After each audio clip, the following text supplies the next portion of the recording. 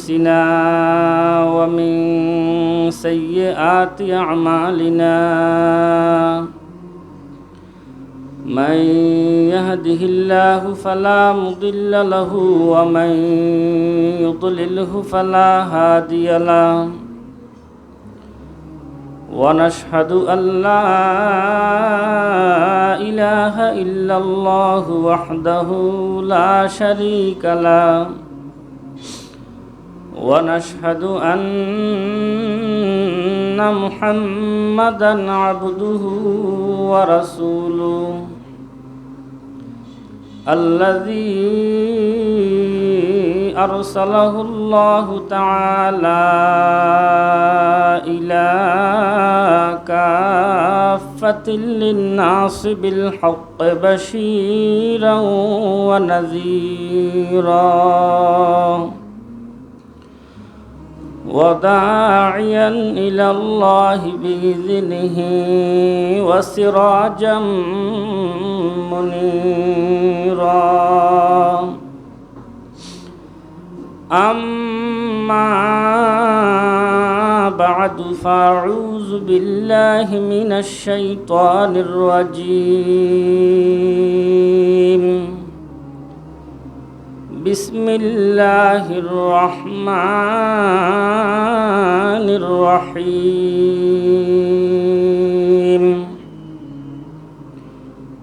والذين يكنزون الذهب والفضة ولا ينفقونها في سبيل الله فبشرهم بعذاب أليم وقال سيدنا رسول الله صلى الله عليه وسلم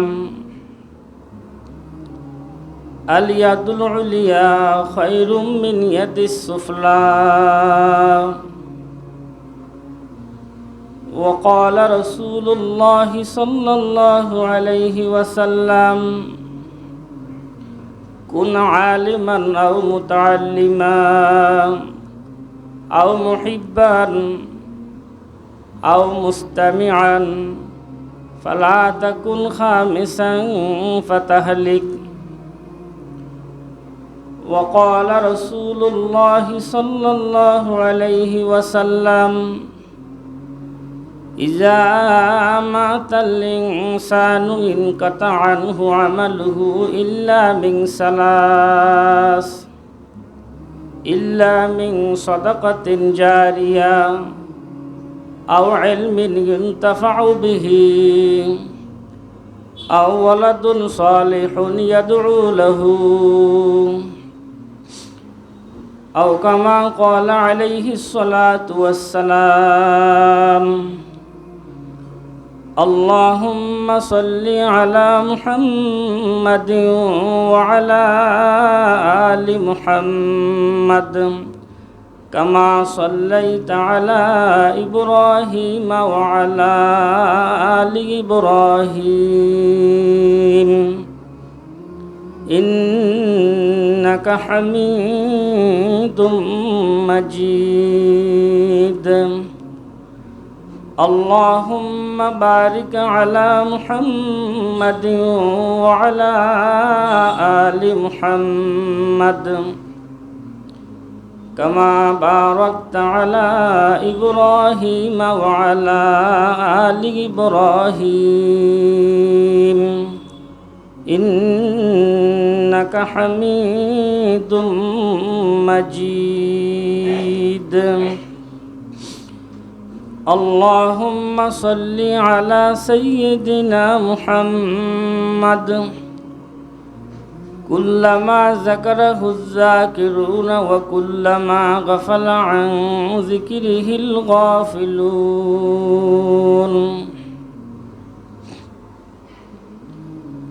معزز محترم حضرات মুসল্লিয়ান কেরাম,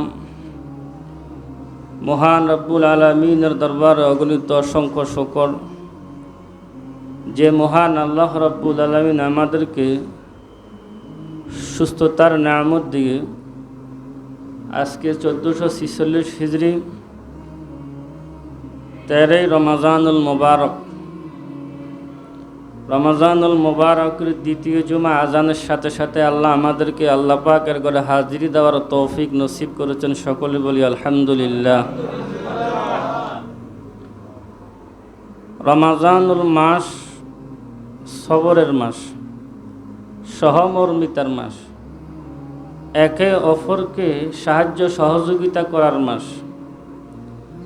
ইসলামী শরীয়তের ফাউন্ডেশন হলো 5টি: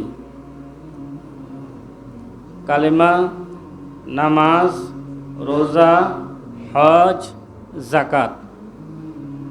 ইসলামের ফাউন্ডেশন কয়টি? 5টি।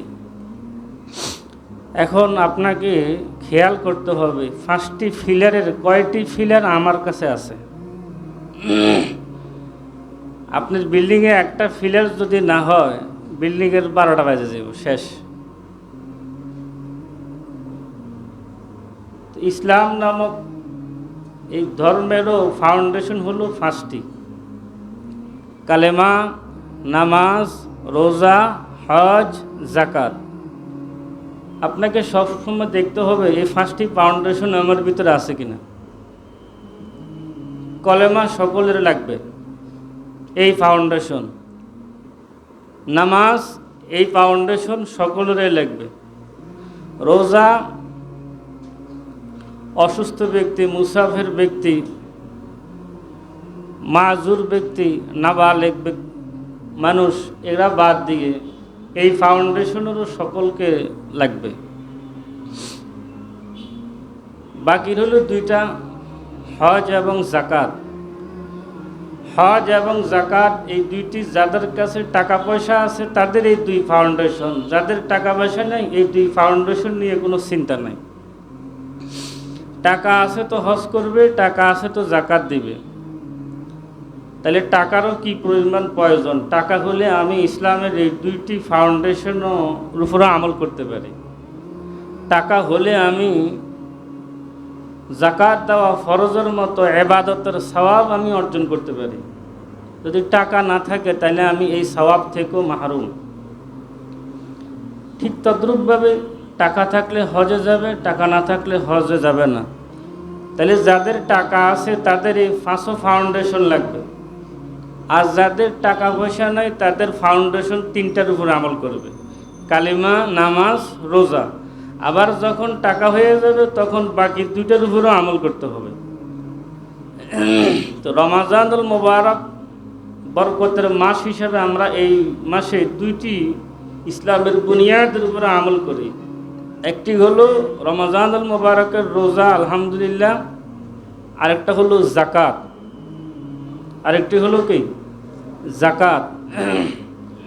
আল্লাহ সুবহানাহু ওয়া তাআলা সূরাতুত তাওবা বলেন, ওয়াল্লাযীনা ইয়াকনিজুনাজ যাহাবা ওয়াল ফিদ্দা ওয়া লা ইউনফিকুনাহা ফী সাবিলিল্লাহ ফাবাশশিরহুম বিআযাবিন আলীম।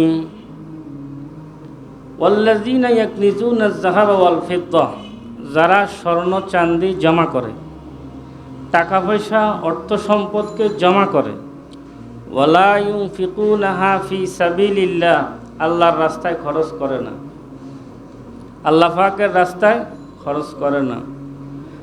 ফাবাশশিরহুম বিআযাবিন আলীম, নবী আপনি তাদেরকে সুসংবাদ দেন যন্ত্রণাদায়ক আযাবের, শাস্তিদায়ক আযাবের, এদেরকে সুসংবাদ দেন। দান আমরা কয়েক প্রকার করে থাকি। যাকাত হলো ফরজ। যাকাত হলো কি? ফরজ। এই আয়াতের 2য় আয়াতে আল্লাহ পাক বলেন, যারা যাকাত আদায় করে না, মালের যাকাত যারা আদায় করে না, এই টাকা পয়সা, স্বর্ণ গয়না, অর্থ সম্পদ, ব্যাংক ব্যালেন্স, এগুলোকে কিয়ামতের দিন আল্লাহ পাক দোজখে ফেলে দেবে। কোথায় ফেলবে? জাহান্নামে ফেলে দিবে। জাহান্নামের আগুনে এগুলো আরো উত্তপ্ত গরম হতে থাকবে, গরম হতে থাকবে। দোজখের আগুন ঠান্ডা না গরম? কত হাজার গরম। 3000 বছর দোজখের আগুনকে হিট দেওয়া হয়েছে, 3000 বছর। দুনিয়ার আগুন থেকে দুজকের আগুন 69 গুণ স্পিরিট বেশি। দুনিয়ার আগুন থেকে জাহান্নামের আগুনের স্পিরিট কত গুণ বেশি? 69 গুণ বেশি হওয়ার পরেও আল্লাহ পাক আরো 3000 বছর হিট দিয়েছে দুজকের আগুনকে। এটা এখন কালো অবস্থায় ফুলসেরাতের নিচে অবস্থান করে আছে। এই জাহান্নামের মধ্যে অর্থ সম্পদ টাকা পয়সা সবগুলোকে আল্লাহ পাক ফেলে দিয়ে গরম করবে। গরম করার পরে আমরা জামা ইস্ত্রি করি না, আয়রন মেশিন, যেভাবে আমরা আয়রন মেশিন দিয়ে জামা কাপড় আয়রন করে থাকি, ইস্ত্রি করে থাকি, আল্লাহ পাক রব্বুল আলামিন ওই টাকা পয়সাগুলোকে এইভাবে হাজা মা কানাস্তুম লিআনফুসিকুম, প্রথম তার কোফালের মধ্যে শাস্তিটি থাকবে কোফালে, এরপরে তার ফাজরে, তারপরে তার ফিটে। এই 3 জায়গায় বিশেষ করে আল্লাহ পাক আয়াতে বলেন যে 3 জায়গার মধ্যে ওই অর্থ সম্পদগুলোকে তাকে এইভাবে আযাবের শাস্তি দিতে থাকবে আর বলতে থাকবে, আমি তোমার সেই সম্পদ, আমি তোমার সেই মাল যা তুমি আমাকে জমা করেছিলে দুনিয়াতে, যা তুমি জমা করেছিলে দুনিয়াতে। আচ্ছা, পুরা শরীরে কিন্তু আযাব দেওয়া হবে। মুফাসসিরিনে কেরাম তাফসীরি কিতাবে লেগে বিশেষ করে এই 3টা কেন বলা হলো? গরিব গোরাবা ফকির মেসকিনরা যখন ধন সম্পদশালী ব্যক্তিদের কাছে যাকাতের জন্য আসে, সর্বপ্রথম কোফাল বাঁকা করে, সর্বপ্রথম কোফালটাকে একটু বাঁকা করে ফেলে, কোফালের চামড়াটা বটে যায়, চিন্তা করে আমার কাছে যাকাতের জন্য আসছে, এই জন্য শাস্তিটা সর্বপ্রথম সেখানে দেয়। আবার অনেক সময় পাশ কাটা চলে যেতে চায়, এই জন্য আল্লাহ পাক রব্বুল আলামিন আয়াতের অংশে দ্বিতীয়বার বলতেছেন তার ফাজরের মধ্যে শাস্তি দেওয়া হবে। আয়াতের অংশে 3 নম্বরের শাস্তি বলতেন ফিটের মধ্যে। অনেক সময় টাকা পয়সা চাইলে সোজা ফিট দেখায় হাইটে চলে যায়, এই জন্য ফিটের উপরে এই আযাবের শাস্তি দেওয়া হবে। বুখারী শরীফের হাদিসে জনাবে মুহাম্মদুর রাসূলুল্লাহ সাল্লাল্লাহু আলাইহি ওয়াসাল্লাম ইরশাদ করেন, এই টাকা পয়সা অর্থ সম্পদ এগুলোকে কিয়ামতের ময়দানে এক বিশাল সাপে পরিণত হবে। সাপে পরিণত হবে, বিষাক্ত জাতীয় সাপে পরিণত করবে। তার পায়ের দিক থেকে পেছাইতে তার কোফালের কাছে আইসা তাকে ধ্বংস করতে থাকবে আর বলতে থাকবে, আমি তোমার মাল, আমি তোমার সম্পদ, আমি তোমার টাকা পয়সা যা তুমি যাকাত আদায় না করে সঞ্চয় করে রেখেছিলে, আমি তোমার সেই সম্পদ, আমি তোমার সেই সম্পদ। এই জন্য মুহতারম হাজিরিন, গরিবের হক নিজের কাছে রাখা, নিজের উপর নিজে জুলুম করি, গরিবের উপরও আমরা জুলুম করতেছি, নিজের উপর নিজে জুলুম করতেছি গরিবের হক আদায় না করার কারণে, আর গরিবকে তার হক থেকে বঞ্চিত করে তার উপরেও জুলুম করলাম। 2টি জুলুমের আরও শাস্তি আমাদের উপরে আসবে। আর গরিব মিসকিন এটা ধনীদের জন্য আল্লাহর রহমত। গরিবেরা ধনীদের বাড়িতে আসা কদম রাখা, এটা ধনীদের জন্য একটা আল্লাহর রহমত। সে যদি আমার বাড়িতে না আসতো, আমি যাকাতটা কারে দিতাম, ফিতরা কাকে দিতাম, সাদাকা কাকে দিতাম? যাকাত, ফিতরা, মান্নত, কাফারা এগুলো যদি আদায় করা হয়, গরিবরা তাদের জন্য দোয়া করে, দোয়া করার বরকতে এদের কল্যাণের জন্য দোয়া করে, তখন আল্লাহ পাক এদের সম্পদকে আরো বৃদ্ধি করে দেয়। সমাজের মধ্যে এদের অবস্থা অনেক ভালো থাকে, অনেক ভালো থাকে। যাকাতের ব্যাপারে হাদিসে পাকে একটি ঘটনা আসছে, যাকাত না দেওয়ার ব্যাপারে যে শাস্তি। মসজিদের নববীতে একজন সাহাবী ছিলেন হযরতে সালাবা রাদিয়াল্লাহু তাআলা আনহু, বিখ্যাত একজন সাহাবী হযরতে সালাবা রাদিয়াল্লাহু তাআলা আনহু। মসজিদের নববীতে সেজদা করতে করতে কোফালটা কালো হয়ে গেছে। স্বামী স্ত্রী দুইজনের নামাজের কাপড় ছিল মাত্র একটা, এক কাপড়ে স্বামী স্ত্রী দুইজন নামাজ আদায় করতেন। মসজিদে নববীতে নামাজ শেষ, সালাম ফিরেলে এই সাহাবী মসজিদ থেকে বাড়িতে চলে যেত। একদিন নবীজি ওই সাহাবীকে ডাকলেন যে তুমি মুনাফেকের মতো কাজ করো কেন? মুনাফেকেরা সালাম ফিরাইলে বাড়িতে চলে যায়, বাসায় চলে যায়, তুমি সালাম ফিরানোর সাথে সাথে কেন বাড়িতে চলে যাও? হযরত সালাবা রাদিয়াল্লাহু তাআলা আনহু বলেন, ওগো আল্লাহর হাবিব, আমি এবং আমার স্ত্রী দুইজনের নামাজের কাপড় হলো একটা। এই কাপড়টি পরে আমি আপনার পিছনে মসজিদে নববীতে নামাজ আদায় করেছি। আমার স্ত্রীর নগ্ন অবস্থা বাসায় বসে আছে। আমি বাসায় গিয়ে এই কাপড়টি দিলে আমার স্ত্রী নামাজ আদায় করবে, আমার স্ত্রী নামাজ আদায় করবে। তো নবীজি বুঝছেন যে অবস্থা, দুইজনের এক কাপড় নামাজ আদায় করত। এই সাহাবীর দারিদ্র অবস্থা দেখেন কত বেশি। আজকে আমাদের বর্তমানে বাসা বাড়িতে কত অতিরিক্ত কাপড় পড়ে আছে। সাহাবায়ে কেরামের অবস্থা কেমন ছিল?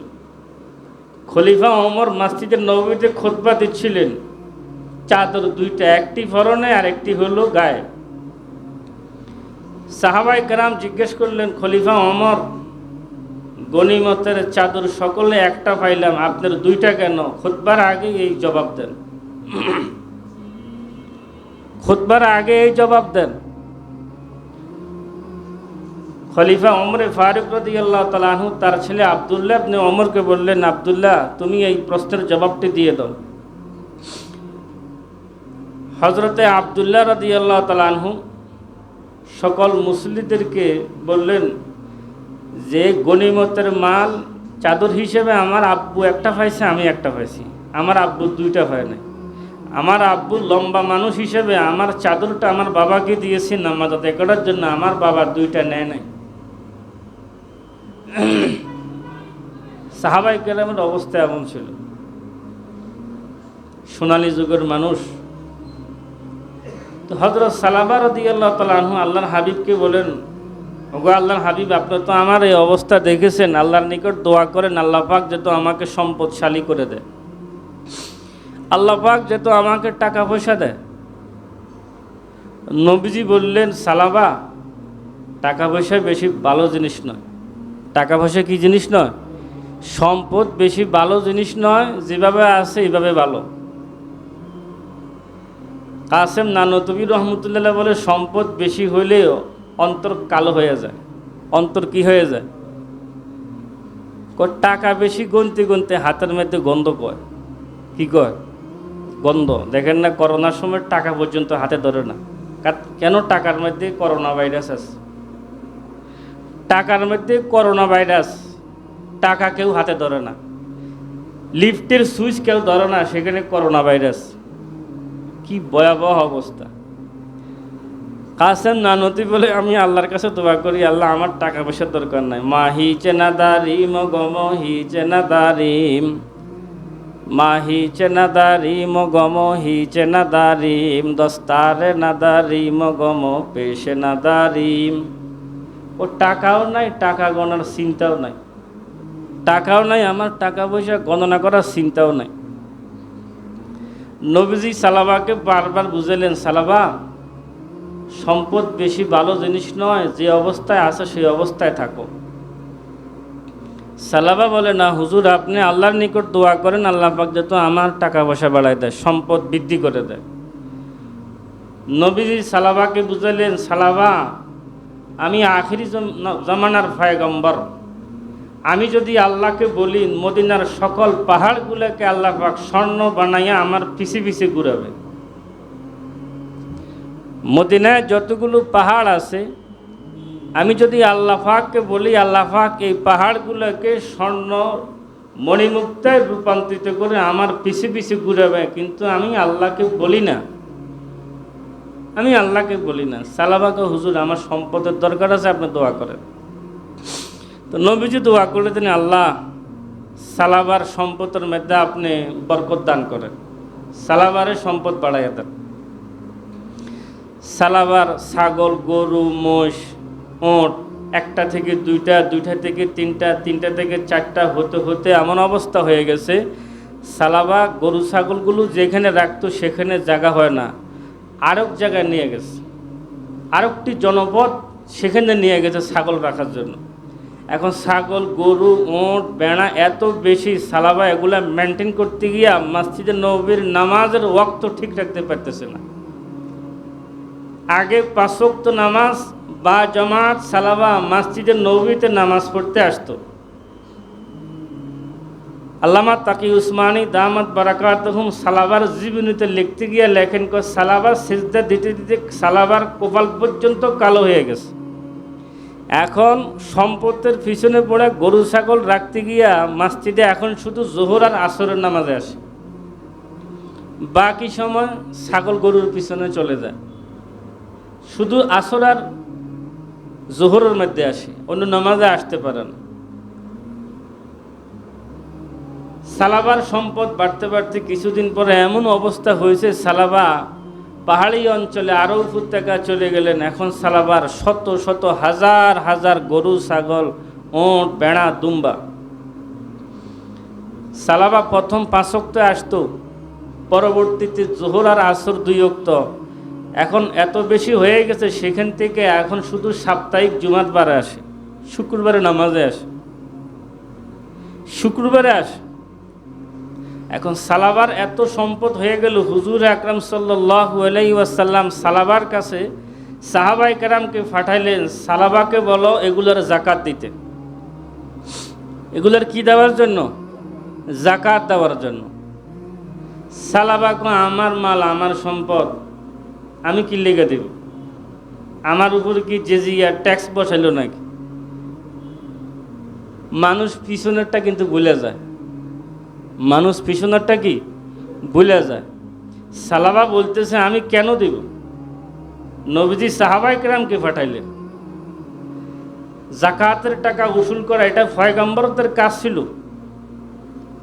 হযরত মুসা আলাইহিস সালাতু ওয়াস সালামকে আল্লাহ পাক নির্দেশ দিলেন কারুনের কাছ থেকে জাকাতের টাকা আনার জন্য। গোলস্তা কিতাবে আছে, মুসা আলাইহিস সালাম কারুনকে গিয়ে ওয়াজ করলেন, মুসা আলাইহিস সালাম কারুনরা নসিহত কর, কে আহসিন কানা কামা আহসানাল্লাহু ইলাইক, আকাশকে বুদি নারে দরম খায়রে নায়ান্দোখ, আকাশকে বুদি নারে দরম খায়রে নায়ান্দোখ, সরআকে ওয়াতান দর সরদি নারে দরম কর, খাহি মুতামাত্তিশ বিয়াজ নেমত দুনিয়া, বা খলকে করম কুনচে খুদা বাতু করম কর। মুসা আলাইহিস সালাম কারুনকে বলতেছে, কারুন, আল্লাহ পাক যেমন তোমার উপরে দয়া করছে তুমিও দয়া করো। আল্লাহ পাক যেমন তোমাকে দয়া করছে তুমিও মাখলুকের উপরে দয়া করো। আখিরাতের যদি কল্যাণ চাও, এই সম্পদের জাকাত আদায় করো। কারুন সম্পদের জাকাত দেয় নাই। পয়গম্বর মুসা বারবার যাইতো। হুজুর আকরাম সাল্লাল্লাহু আলাইহি ওয়াসাল্লামের যুগেও সম্পদশালীদের কাছে নবীজি সাহাবায়ে কেরামদেরকে পাঠাইতেন জাকাত উসুল করার জন্য।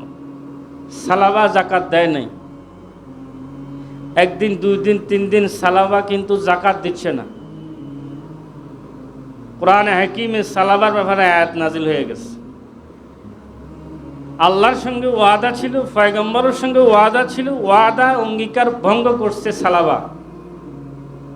যেই দিন আয়াতে কারিমাটি নাজিল হয় রাসূলুল্লাহ সাল্লাল্লাহু আলাইহি সাল্লামের উপরে, ওই দরবারে সালাবার একজন আত্মীয় উপস্থিত ছিল। আত্মীয় খবরটা জেনে ফেলছে, সালাবা জাকাত দেওয়ার না দেওয়ার কারণে সালাবার উপরে আসমান থেকে ওয়াহী দমক চলে আসছে। এই খবর সালাবাকে গিয়ে বললেন। এখন সালাবার জাকাত নিয়ে রসুলের দরবারে আসে। রসুল সালাবার জাকাত গ্রহণ করেন না, কারণ আকাশে ফয়সালা হয়ে গেছে। সময় থাকতে সময়কে কাজে লাগা না। এখন সালাবা জাকাত নিয়ে আসলেন, পয়গম্বর সালাবার জাকাত গ্রহণ করে নাই। না করার কারণে এই অবস্থায় রাসূলুল্লাহ সাল্লাল্লাহু আলাইহি ওয়াসাল্লামের ইন্তেকাল হয়ে গেছে, সালাবার যাকাত গ্রহণ করে নাই। হুজুর আকরাম সাল্লাল্লাহু আলাইহি ওয়াসাল্লামের পরে ইসলামের খলিফা হলেন হযরত আবু বকর সিদ্দিক রাদিয়াল্লাহু তাআলা আনহু। হযরত সালাবা রাদিয়াল্লাহু তাআলা আনহু আবু বকর রাদিয়াল্লাহু তাআলা আনহুর কাছে আসছেন যে খলিফা আমার যাকাত গ্রহণ করুন। হযরত আবু বকর রাদিয়াল্লাহু তাআলা আনহু বলেন, পয়গম্বর যেখানে তোমার যাকাত গ্রহণ করে নাই আমিও গ্রহণ করব না। হযরত আবু বকর রাদিয়াল্লাহু তাআলা আনহুর খেলাফত শেষ। ওমরে ফারুক রাদিয়াল্লাহু তাআলা 10 বছর খেলাফত আমলে প্রত্যেক বছর সালাবা যাকাত নিয়ে আসছেন।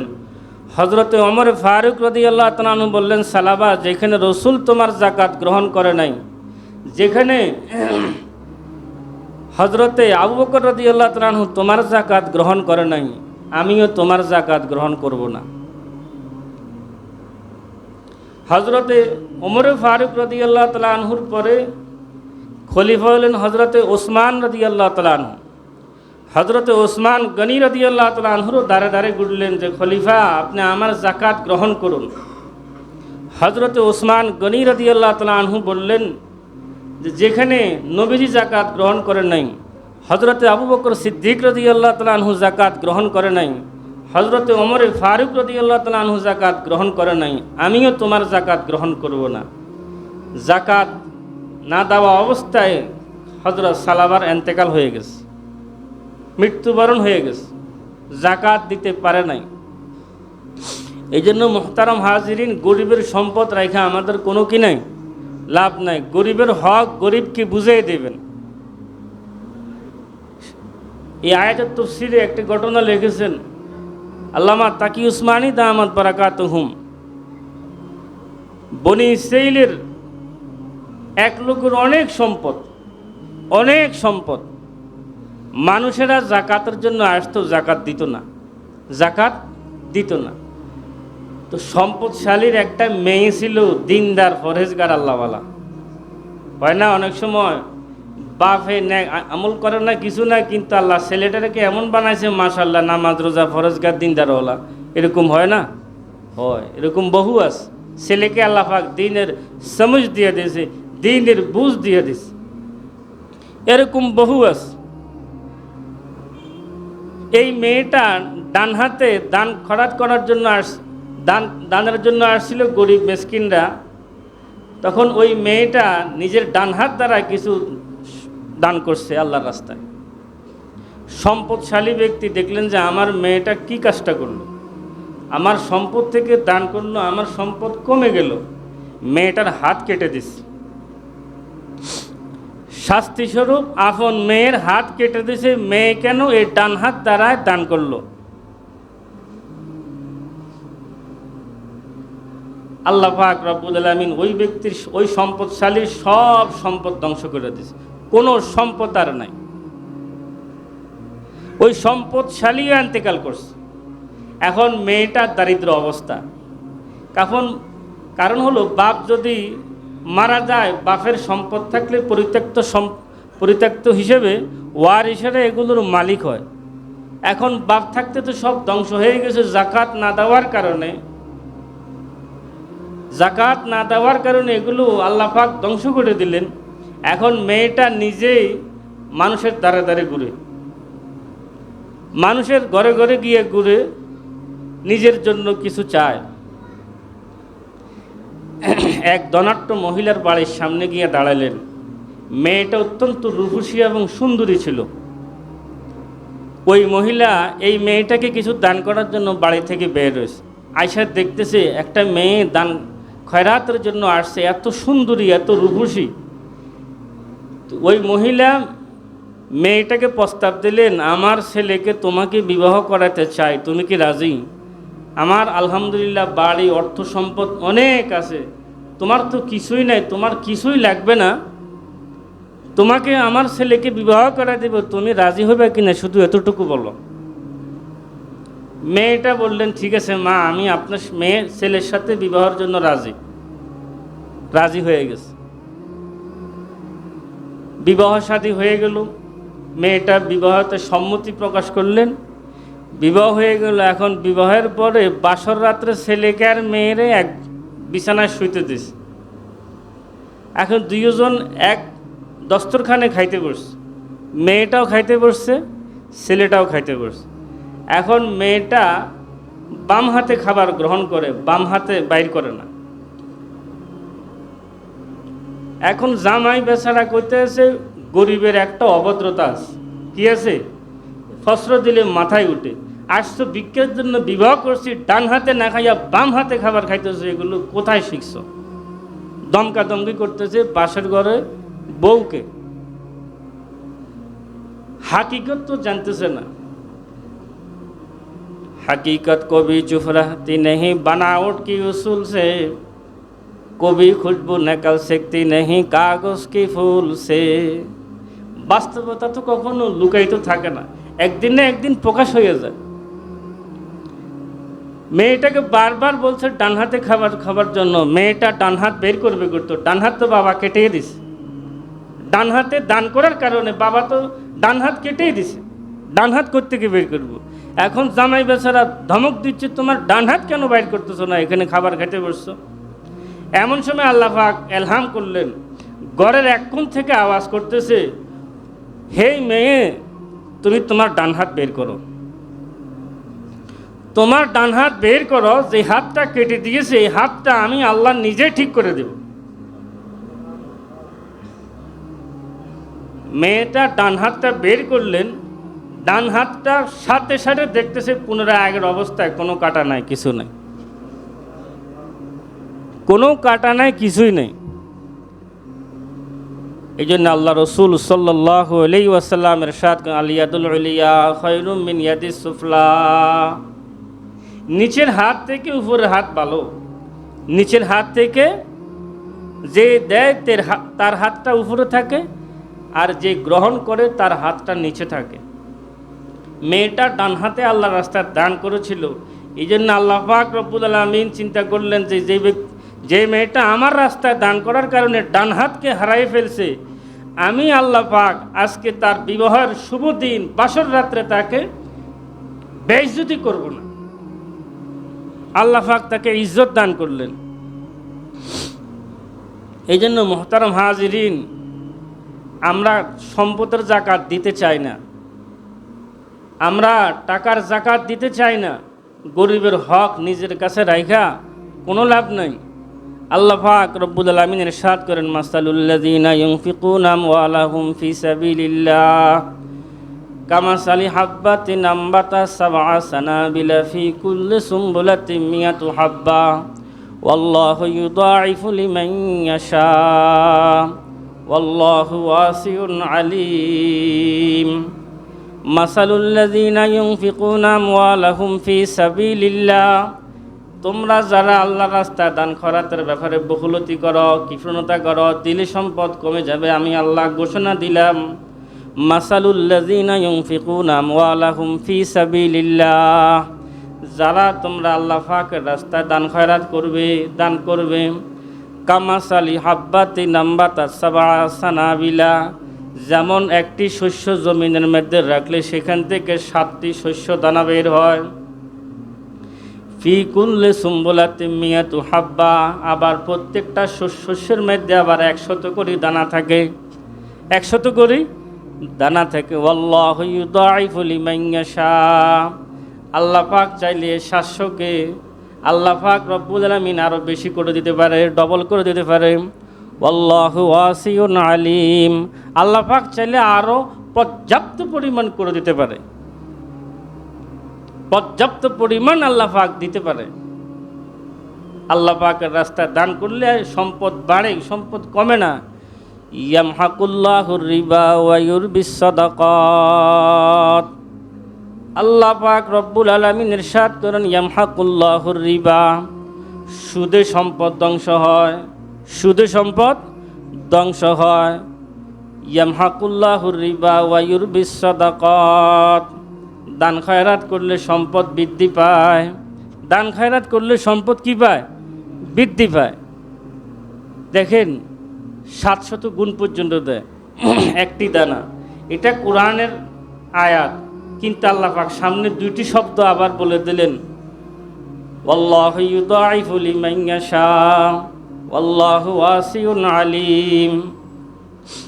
আগে আমরা ছোটবেলা দেখতাম কৃষকেরা জমিনে যদি ধান লাগায় 4-5টা কিন্তু গাছ লাগাইতো, 6টা-7টাও লাগাইতো, সেই গোছা থেকে আরও ধান বাইর হতো, ঠিক আছে নি? এখন এমন এক প্রযুক্তি বাইর হয়েছে, মাত্র একটা গাছ লাগায়। কয়টা গাছ? একটা গাছে প্রায় 100 শাখা প্রশাখা বাইর করে। একটা গাছ থেকে কয়টা হলো? 100টা গাছের মধ্যে আবার প্রত্যেকটা শীর্ষের মধ্যে যদি 100 করে দানা হয়, কি পরিমাণ হলো? আয়াতের মধ্যে সেই দিকে আল্লাহ পাক ইঙ্গিত দিয়ে দিলেন, আল্লাহু ইউদাইফু লিমান ইয়াশা। আল্লাহ চাইলে আরও ডবল করতে পারে। আগে কুমড়া কদু দেখতাম 1 কেজি 2 কেজি, এখন এক একটা কুমড়া 2.5 মণ 3 মণ পর্যন্ত ওজন। এক বাজারে 4-5টা কুমড়া আসলে পুরো মহল্লার জন্য যথেষ্ট। তারপরেও মানুষ চিন্তা করে কোথা খাইব, কোথেকে খাইব, কোথায় থেকে খাইব, টেনশন, খালি চিন্তা। আল্লাহ পাক বলে, বান্দা তুমি কত খাইবা, কত খাইবে? ইয়ামহাকুল্লাহুর রিবা ওয়া ইউরবিস সাদাকাত। সুদে সম্পদ ধ্বংস হয়, আর আল্লাহ পাকের রাস্তায় সম্পদ দিলে সম্পদ বৃদ্ধি পায়। এই সম্পদ আমরা কাকে দেব? টাইম হয়ে গেছে। জাকাত কাদের উপরে ফরজ? বর্তমান যাদের উপরে 1,30,000 টাকা খাবার দাবার খাইয়ে 1 বছর জমা ছিল, তাদের উপরে জাকাত ফরজ। কারণ স্বর্ণের নেশাব নির্ধারণ হয়, জাকাতের নেশাব নির্ধারণ হয় স্বর্ণ এবং রূপার উপরে। তো এইটা বাজারে উঠানামা করে। বর্তমান রূপার মূল্য বেশি, 2,000 টাকা 2,500 টাকা করে হিসাব করলে, বা 2,000 টাকা করে হিসাব করলে প্রায় 1,30,000 টাকা। 52.5 তোলা রূপার দাম বর্তমান প্রায় 1,30,000 টাকা। যে মানুষের কাছে 1 বছর খাবার দাবার খাইয়ে 1,30,000 টাকা জমা আছে, তাকে জাকাত দিতে হবে। তাদেরকে কি দিতে হবে? জাকাত দিতে হবে। জাকাত দেওয়ার ক্ষেত্রে সর্বপ্রথম দিতে হবে নিজের নিকটতম আত্মীয় স্বজন যারা আছে। আল আফজালু ফিস সাদাকাত আল আখাওয়াত ওয়াল আম্মাত ওয়াল খালাত। নিজের আপন ভাই ব্রাদার, বন্ধু বান্ধব, খালা ফুফি যারা আছে, এদেরকে দেবে। আত্মীয় স্বজনকে জাকাত দেওয়া এটা হলো সর্বোত্তম। এই আয়াতের তাফসীরে লেখেন, আত্মীয়তাও 2 প্রকার। এক প্রকার আত্মীয় হলো সেলায় রাহমি জাহিরি, আর একটা হলো সেলায় রাহমি বাতিনি। একটা আত্মীয় মানুষের এন্তেকালের সঙ্গে সঙ্গে শেষ হয়ে যায়, আর একটা আত্মীয় হলো মানুষের কিয়ামত পর্যন্ত বাকি থাকে, কিয়ামত পর্যন্ত। মাদ্রাসার লিল্লাহ বোর্ডিং, যে সমস্ত মাদ্রাসায় কোরআন হাদিসের ইলম শিক্ষা হয়, ওই সমস্ত মাদ্রাসায় জাকাত ফিতরা মান্নত কাফারার পয়সা দিলে আল্লাহ পাক, আল্লাহু ওয়াসিউন আলিম, আল্লাহ পাক রব্বুল আলামিন 7,000 গুণ পর্যন্ত সেটাকে বৃদ্ধি করে দেয়। এবং সদকায়ে জারিয়ার সওয়াব পাওয়া যায়। সদকায়ে জারিয়া সওয়াব পাওয়া যায়। কিয়ামতের ময়দানে মুফাসসিরিনে কেরাম লেখেন, কিয়ামতের ময়দানে আল্লাহ পাক রব্বুল আলামিন তাদেরকে বলবে, যারা দুনিয়াতে তোমাদেরকে সাহায্য সহযোগিতা করছে, তাদেরকে আজকে সুপারিশ করে তোমরা জান্নাতে নিয়ে যাও। আল্লাহর হাবিব জনাব মুহাম্মদুর রাসূলুল্লাহ সাল্লাল্লাহু আলাইহি ওয়াসাল্লাম ফরমান, মানুষের এন্তেকালের সাথে সাথে মানুষের নেকামল বন্ধ হয়ে যায়, আর কবরে কোনো নেকামল যাবে না, বস শেষ। কিন্তু 3টি আমল বাকি থাকে। 3টি আমল এমন, যে 3 আমলের সওয়াব মৃত্যুর পরেও কবরে জারি থাকে। এই 3 আমল করতে রাজি আছেন কিনা কোন? মৃত্যুর পরেও আপনার কবরে সওয়াব যাইতেই থাকবে। 3 আমল। অনেক বড় লম্বা ঘটনা তাফসীর। এই হাদিসের তাফসীরে শাইখুল হাদিস আল্লামা জাকারিয়া রহমতুল্লাহ হাদিসের ব্যাখ্যা একটা ঘটনা লেখে। এক লোক, এক আলেম স্বপ্ন দেখে, প্রত্যেক দিন তার বাপের কবরে 1 খতম কোরআন শরীফের সওয়াব যায়, 1 খতম কোরআনে কারীমের সওয়াব যায়। কোরআন শরীফটা খতম কে করে? একটা ছেলে রেখে গেছে। এই ছেলেটা দোকানদারি করে, জিলাপি বিক্রি করে, জিলাপি। তো সারাদিন জিলাপি ফেঁসায় বিক্রি করে, আর জবানে আল্লাহ পাকের কালাম তেলাওয়াত করতে থাকে। সারাদিন তেলাওয়াত করতে করতে পুরা দিনে ওই দোকানদারের 1 খতম কোরআন শরীফ তেলাওয়াত হয়ে যায়। সারাদিন পরে এই 1 খতম কোরআনে কারীমের সওয়াব আল্লাহ পাক রব্বুল আলামিন ফেরেশতার মাধ্যমে তার বাপের কবরে পৌঁছাইয়া দেয়। আলেম ঘুম থেকে জেগে ওই কবরস্থানও যাইলেন। আর যেই বাজার, যেই দোকানদার জিলেপি বিক্রেতাকে স্বপ্নে দেখালেন, বাজারে গিয়ে দেখতেছে ঠিকই ওই জিলেপি দোকানদার জিলেপি বানাইতে আছে, আর তার জবানের দুইটা ঠোঁট নাড়াচাড়া করতেছে। একটু দূর থেকে তাকায়া কান দিয়ে শুনতেছে, আর জবান থেকে উচ্চারণ হতেছে আল্লাহ পাকের কালামের তেলাওয়াত। আল্লাহ পাকের কালামের তেলাওয়াত বাইরেতেছে। এই কোরআনে কারীমের খতমের তেলাওয়াত আল্লাহ পাক রব্বুল আলামিন বাপের কবরে প্রত্যেক দিন পৌঁছায়া দেয়। আপনারা তো মৌলবীদেরকে টাকা দিয়া মুর্দার জান্নাতের জন্য আপনারা টাকা দিয়ে করান, নিজেদের হলো সবচেয়ে উত্তম। আল্লাহ পাক নিজেই শিখিয়ে দিলেন, রব্বির হামহুমা কামা রব্বায়ানি সগীরা। মৃত্যুর পরেও তিনটা সওয়াব যেটা জারি থাকবে।